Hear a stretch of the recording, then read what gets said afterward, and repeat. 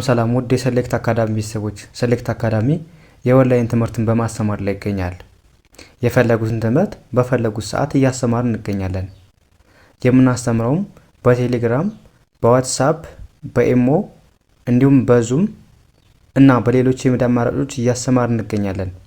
ለመማር የምትፈልጉ ቤተሰቦቻችን ከስር ባስቀመጥነው ቁጥር ወይም ሊንኮቻችንን በመጠቀም ይደውሉ፣ ሃሎ ይበሉ።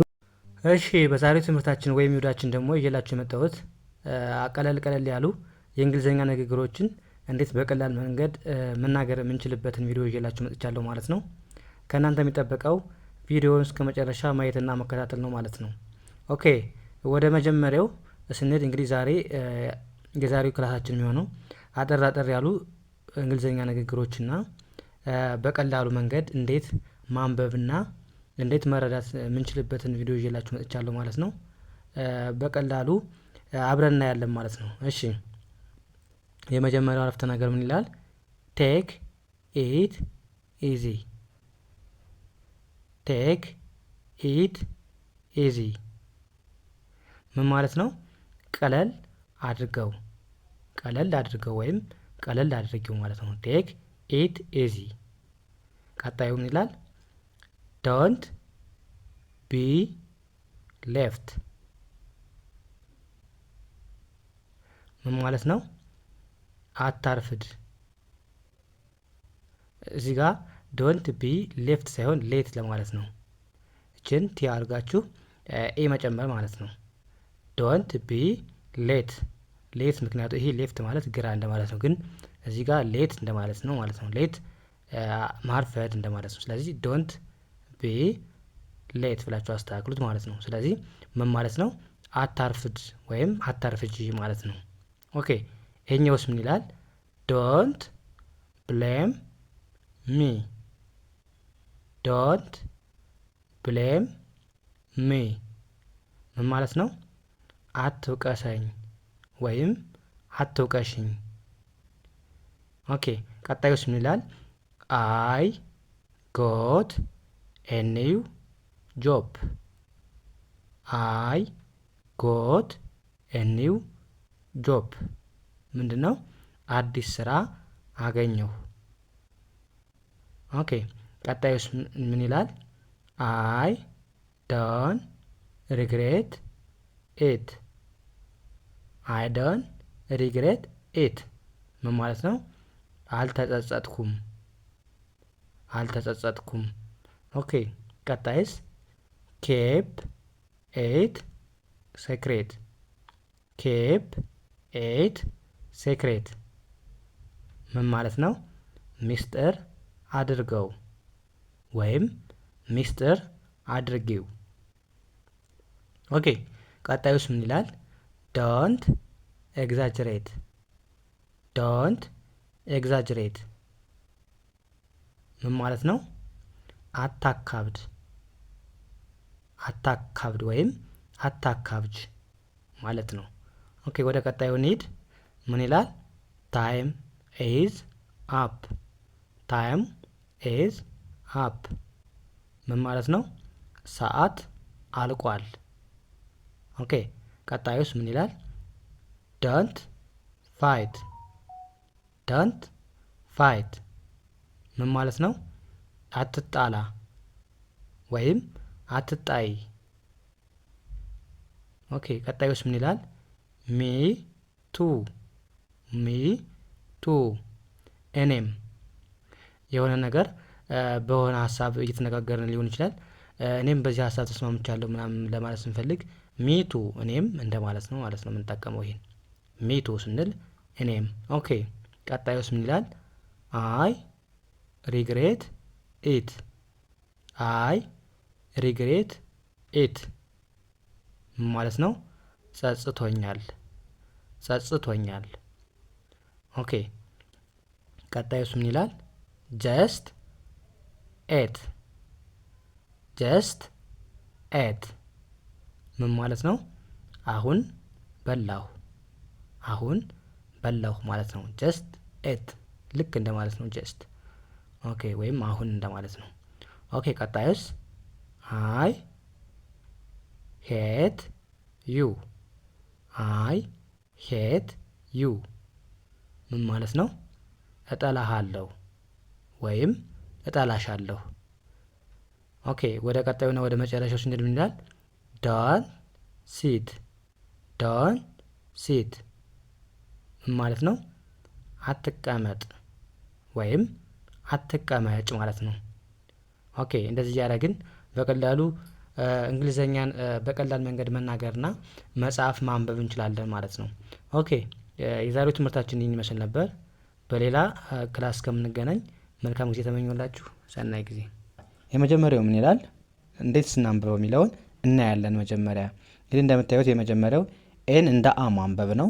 ኤን እንደ አ፣ አርኤን ር ብለን ማንበብ ር፣ አር አር አር፣ ዋይ ኦዩን በአንድ ላይ ዩ ዩ፣ ኤች ዩን በአንድ ላይ ሀ፣ ኤንን እንደ ን ማንበብ፣ ጂን እንደ ግ ማንበብ፣ አርን እንደ ር፣ ዋይን እንደ ይ ማንበብ በአንድ ላይ ሃንግሪ ሃንግሪ። አሪዩ ሃንግሪ ምን ማለት ነው? እርቦሃል ወይም እርቦሻል ለማለት አሪዩ ሃንግሪ እንላለን ማለት ነው። እንግዲህ ሃንግሪ ማለት ምንድን ነው? መራብ ማለት ነው ወይም ረሃብ። ስለዚህ በአንድ ላይ አሪዩ ስንል ደግሞ ምንድን ነው? አንተ እንደዚህ ነህ ወይም አንቺ እንደዚህ ነሽ ለማለት ስንፈልግ አሪዩ ብለን ከዛ እዚህ ጋር ሃንግሪ ማለት ምንድን ነው? መራብ ስለሆነ በአንድ ላይ አሪዩ ሃንግሪ፣ እርቦሃል ለጥያቄ ነው ማለት ነው። ወይም እርቦሻል ለማለት በዚህ መልኩ መግለጽ እንችላለን ማለት ነው። ስለዚህ አሪዩ ስንል አንተ እንደዚህ ነህ ወይም አንቺ እንደዚህ ነሽ ለማለት ነው የምንጠቀመው ማለት ነው።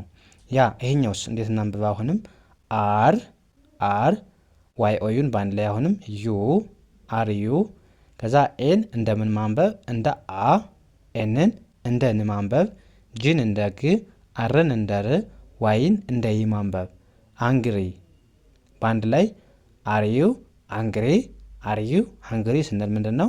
ተናደሃል ወይም ተናደሻል ለማለት አርዩ አንግሪ እንላለን ማለት ነው። እንግዲህ አንግሪ ማለት ምንድን ነው? አንግሪ ማለት መናደድ ማለት ነው። መናደድ። ስለዚህ አርዩ ስንል ደግሞ ለጥያቄ ነው። አንተ እንደዚህ ነህ ወይም አንቺ እንደዚህ ነሽ ማለት ነው። ስለዚህ በአንድ ላይ አርዩ አንግሪ ስንል ተናደሃል ወይም ተናደሻል ለማለት ይሆናል። ያ ይሄኛውስ ምን ይላል? አሁንም አር ዋይ ኦዩን ዩ፣ ከዛ አርኢን እንደ ሬ አርኢን እንደ ሬ ማንበብ፣ ከዛ ኤን አናነብም ምክንያቱም ሁለት አናባቢዎች ናቸው በአንድ ላይ የመጡት። ስለዚህ በዛ መሰረት የመጀመሪያዋን ኢን አንብበን ቀጥላ ያለችውን ኤን አናነባትም ማለት ነው። ስለዚህ አርኢን ሬ ብለን እናነባለን። ከዛ ዲን እንደ ድ፣ ዋይን እንደ ይ ማንበብ ስናነበው ሬዲ ሬዲ። አርዩ ሬዲ አርዩ ሬዲ ምን ማለት ነው?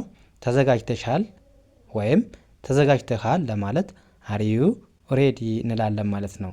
እንግዲህ እንደነገርኳችሁ አርዩ አንተ እንደዚህ ወይም አንቺ እንደማለት ነው። ሬዲ ማለት ደግሞ ምንድን ነው? መዘጋጀት መዘጋጀት ወይም ዝግጁ እንደማለት ነው። ስለዚህ በአንድ ላይ አርዩ ሬዲ ካልን ተዘጋጅተሻል ወይም ተዘጋጅተሃል እያልን እየጠየቅን ነው ማለት ነው። ያ ይሄኛውስ እንዴት እናንብበው? አሁንም አር ዋይ ኦዩን ዩ፣ ኤች ኤን በአንድ ላይ ሀ ሀ፣ ከዛ እዚህ ጋር ሁለቱ ፒ አሉ በአንድ ድምፅ ነው የሚነበቡት። እንደ ፕ ይነበባሉ። ዋይን እንደ ይ ማንበብ ስናነበው ሃፒ። ሙሉውን ስናነበው አር ዩ ሃፒ አር ዩ ሃፒ ምን ማለት ነው? ደስተኛ ነህ ወይም ደስተኛ ነሽ ለማለት አር ዩ ሃፒ እንላለን ማለት ነው። ጥያቄ። ስለዚህ አር ዩ አንተ ወይም አንቺ እንደማለት ነው የምንጠቀመው ለጥያቄ። ሃፒ ስንል ደግሞ ምንድን ነው? ደስታ ማለት ነው። ደስታ በአንድ ላይ ደስተኛ ነህ ወይም ደስተኛ ነሽ ለማለት ይሆናል ማለት ነው። ያ ይሄኛውስ እንዴት እናንብበው?